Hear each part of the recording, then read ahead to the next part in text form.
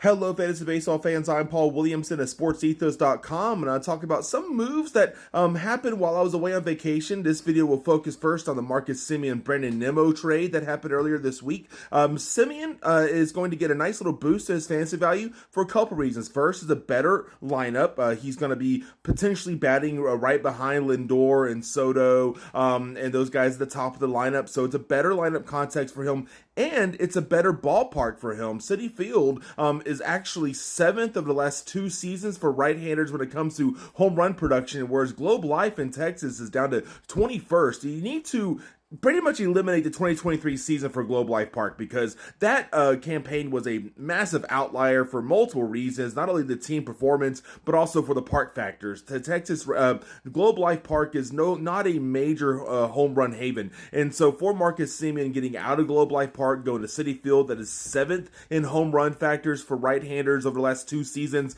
is a great move for him. He continues to lift and elevate the ball, lift and pull the ball nicely.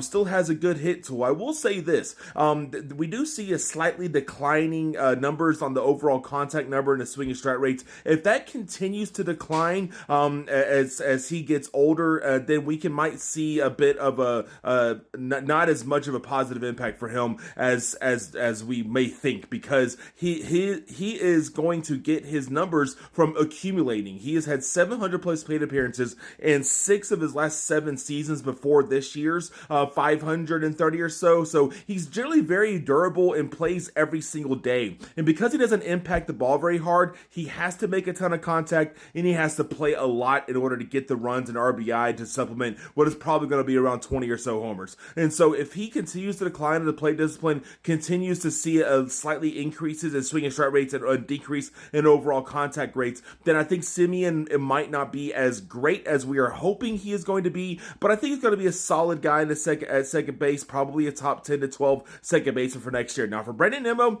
this sucks. You know, he's going to go to a worse lineup, where I talked about Globe Life Park.